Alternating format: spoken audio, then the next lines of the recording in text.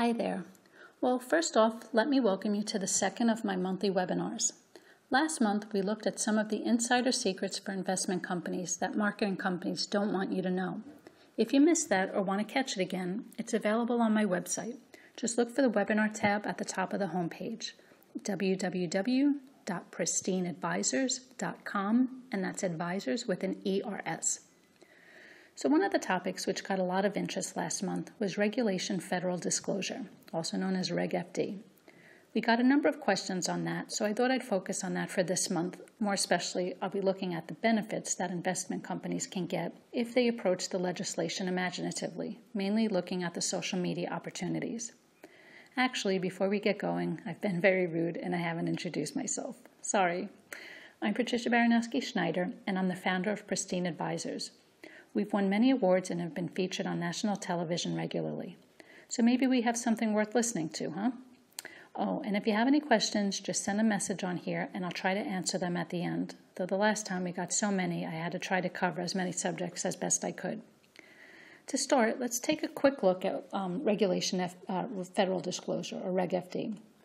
What was the plan and how did it work out? Like so many government legislation, it started with the best of intentions. The idea was to make companies more transparent to their investors and to make sure that the smaller investor got a fair shake. Basically, what had been happening when a company had a big announcement, something was going on that could affect the share price and value of the business. Major investors and favored best friend fund managers got the information first. And of course, they were able to profit from that at the expense of smaller investors. Given the number of people in the U.S. who invest in shares, that's a sizable number of people who were not very happy. So Reg FD was enacted to put things right, to level the playing field.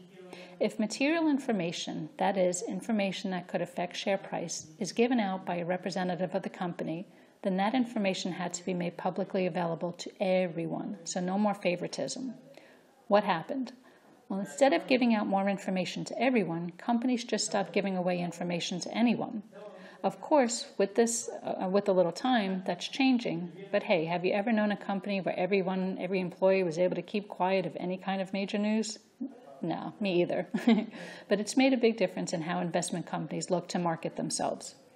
Although Reg FD was only targeted at material information, many companies have just shut down on all information and all marketing and promotional activity, especially regarding their participation on social media. Of course, we all know social media is the 21st century route to potential clients, and in keeping in touch with existing clients, your blog, your LinkedIn account, Facebook, Twitter, Instagram, Google+, these things are just available for making new contacts and the ongoing building of lasting business relationships. I can't count the number of clients who just completely shut down the conversation the second I mentioned that doing some social media marketing. It's a good thing they're long-standing clients, or I think it would have been the first meeting. I could have been in big trouble and danger of losing the contract. It's that serious. But if we take a step back, Reg FD actually offers us some great opportunities. After the CEO of Netflix got caught out posting material on his personal Facebook page, the SEC clarified things big time. It's absolutely fine to use your website as a way of distributing material information to shareholders and to the markets in general. Likewise, your social media accounts, and likewise your blog. But, and it's a big but, it must be made very clear and very public that these are routes that you'll be taking to give out material information. So everyone must be informed. Everyone must know. It must be available to all.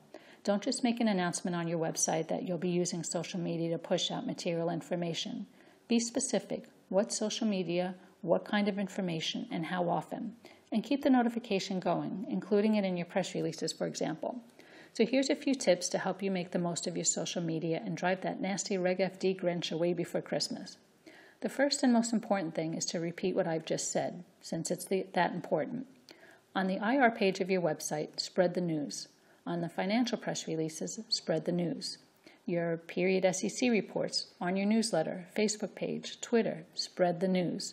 Just draw everyone's attention to your new modern way of communicating material information. Look at it this way. You're making it so much easier for them, aren't you? Right? So the next tip should be obvious. Do it. You've told the world that you're going to spread your information in this new way. Well, you need to do it. If you don't, it's a bit of a waste of time. Plus, you'll be looked at as inefficient and not very professional. Plus, If you then do release material information on social media, since no one would be expecting it, they would not have used your social media as an information source, and the end result would be you wouldn't be compliant with Reg FD. You need to be showing that there's a genuine following and the message is getting through. Mind you, I say to you, use social media. It's great for getting information out to the right people in all the right ways, but how? How do you get detailed, important information in a tweet? Of course you don't. You send tweets which give links to a place on your website where the information is held and is freely available. The same goes for your Facebook page, and the same for your LinkedIn post or even blog post.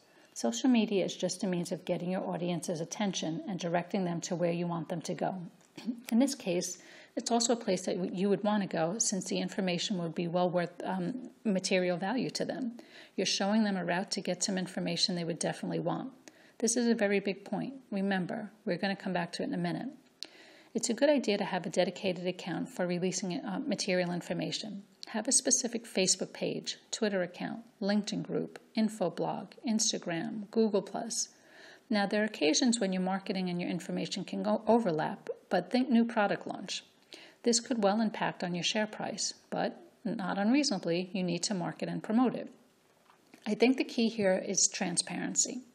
Keep everything out in the open. You're looking to give investors important information in the most effective way. That's your story, and you should stick to it because it's true. It's a good idea to just write a paragraph outlining the information you're going to put out, the route you're going to take to get the information available to all interested parties, and just keep pushing it out there. Obviously on the website homepage, but also on your annual and quarterly reports. In fact, any way you get a chance, put that paragraph out there. So I said right in the beginning, I would show you a few ways where Reg FD actually offers investment companies some opportunities, and that's what I'm going to do now. Of course, we're getting material information out to the right people at the right time in a highly effective way. Well, that's a desired end in and of its own right, but there's more. You see, the great thing about making information available to people who want that information is that you establish a line of communication, a very solid and strong line of communication, a line of communication that your investors very much want to keep open. If investors follow your Facebook page or your Twitter account for information they want to get, even if it's a dedicated account, they're far more likely to follow and take note of your regular, more commercial Facebook and Twitter accounts. And if you're using just one account for each, then marketing messages will be seen as often as those highly desirable material informational updates. Now, this is not something you should overplay, but the opportunities are there to be seen. When talking to potential clients, this demonstrable transparency encourages confidence and builds your credibility. And we all know confidence and credibility are key to any investment as the gold standard ROI. Now, one of the biggest benefits of your going back out into the world after this webinar and utilizing the fine art of social media is the very fact that you're sitting here now. That alone gives you a huge advantage. Why? Because the majority of U.S. investment companies are not sitting here now on this webinar. They're not going to be exploiting all the incredible benefits of social media. They're just not going to do it because they're scared, because they don't understand Reg FD and they don't understand the genuine implications it has for social media marketing, because they don't understand the SEC's intervention and they don't understand, not surprising, this scares them. I'm hoping now that you understand, and if you do, then you know that there's nothing to fear. Investment companies can harness all the benefits of social media, but it has to be done right. But the effort involved is well worth the march you'll be seated in your competitors who are still hiding behind the couch, too scared to enter the reality of the 21st century. The very fact that you guys are sitting here shows that you can do it. Using social media is not a double-edged sword. It's a double-dipping winner. So that about wraps up my little presentation. So shortly we'll go into Q&A, and I can see we've got a ton of questions, so I'm going to try to get through them. Okay, question regarding personal social media sites.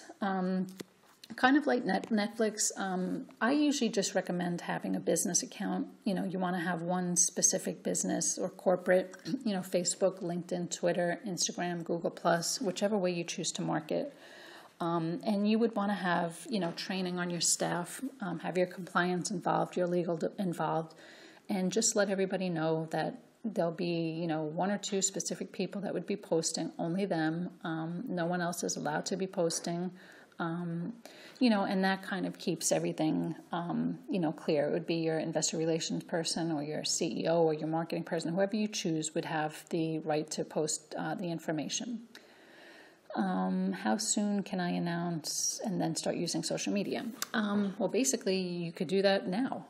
What we recommend is you want to have a press release that kind of outlines your, you don't want to just say you're on Facebook, LinkedIn, Twitter. You want to, highlight what your handle is, what's your Twitter handle, what's your Instagram handle, what's your Facebook link. You want to issue a press release, like a paragraph or two, just announcing to everybody that you're going to be using social media to start, promoting, or marketing the company, and that shareholders, analysts, brokers, media, whatnot, can find you on these following channels. And then you also want to have that as a boilerplate on all of your press releases going forward. So you've announced it, but you also re-announce it as a boilerplate on every single one of your press releases going forward. You also want to include this information in your annual report and quarterly report and your monthly fact sheets or whichever. You want to make sure that it's constantly out there. We even have that on our email signature. You don't have to go with a whole paragraph, but we have the avatar for Facebook, LinkedIn, Twitter, Google, YouTube, whatever, and you just link it, if people click on the avatar, it links to your specific social media page. So it's not saying to do away with press releases. It's not saying to do away with SEC filings. It's just basically doing it in communication, in conjunction with that, because, especially now, the media, they're less and less. Post-Reg FD analyst coverage is less and less, but social media with everybody with an iPad, iPod, laptop, cell phones, they're all over social media. So you want to make sure that you're reaching everybody. Same with social media. Some people swear by only Facebook, others swear by only Twitter, others swear by only Instagram. We cover them all. If there's 1,000 people on one, but 10,000 on another and 50,000 on another, you want to make sure you cover them all. So you're issuing a press release, you're posting it on a website, you're posting it all throughout social media, you're also sending out your email blast. You want to make sure that you reach everybody and anybody. And as far as, the information you're posting, again, you want to direct everybody to your website. So say on Twitter, you're only allowed a certain amount of characters. So you're not going to take, your 2-page press release and post it on a Twitter. You can't do that. So basically it would be ABC company just issues their earning release and put a link to the press release on your website. But the key thing, too, is also putting hashtags, which I don't know if you're familiar with that, but it's the number sign, and you put words after that. And basically you have shareholders and media that all, they don't have time to sit here and browse through hundreds of thousands of things each day, so they'll have alerts for these hashtags. So say you're an emerging markets company and you're merging with another company. So you might say ABC announces merger. And you put hashtag your ticker symbol, hashtag your company name, hashtag merger, hashtag emerging markets, whatever the case may be. And any reporter or analyst or whatnot or broker who's following that specific thing will know to, they'll actually get that, notice. So you want to make sure you're covering every which way that you possibly can. And again, directing it all back to your website. So, again, you could start using it right now. I would, just to cover your bases, send out a press release and then just have it as a boilerplate and just start directing people to there. And one unique thing, even with Twitter, is you can find your competitors on there and see who they're following and see who their followers are. So if your competitor has 50,000 followers, you can actually go to them and follow them as well. And it's kind of like, it's not a written rule, but it's kind of like a common courtesy rule. If you follow someone on Twitter, they customarily follow you back. So you can follow them, and, you can actually check it. Your IR person or marketing person would be, in charge of maintaining that, because it is a lot of work. But you can follow them and then, check and see if a month or two, because you're only allowed to follow X amount of people. So if you follow them and then 2 months later they haven't followed you back, then unfollow them. This way leaves you room to follow new people. But a lot of the questions that are coming through are questions that I've already covered in this whole thing, so I'm not going to get into the whole thing. But I do hope this you find it informative. I know a lot of legal counsel are dead set against social media, but even for us as an outside agency, we're not writing on behalf of a company. We're basically regurgitating information that's already out there. So if you issued a press release, you issued a quarterly report, you issued a press release announcing a webinar, we would then just regurgitate that and add hashtags. XYZ announcing upcoming webinar, whether it's an earnings webinar or whatnot, with a link to your website or a link to the press release you put out, which is on your website, with hashtags to try to get it in front of investors and media and whatnot. So I know legal get nervous that people are going to start talking about the company and saying, hey, it's a great buy, you should buy it now. They're trading at a discount, it's a great buying opportunity, they're reaching their 52-week high, jump on it. We're not doing any of that. We're basically only regurgitating public information already, which is pretty much, if you have a blog, you have your blog, and you would be regurgitating that information, which is already public knowledge because it's on your website.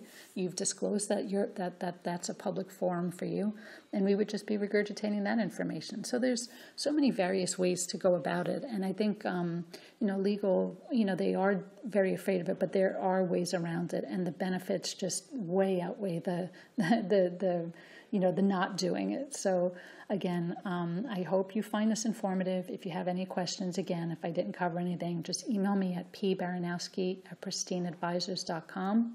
And I wish you all a very Merry Christmas and a Happy New Year. And I look forward to our next webinar. And if you have any ideas for another webinar, feel free to let me know, and I'm happy to do what I can do. All right, take care, everybody. Bye.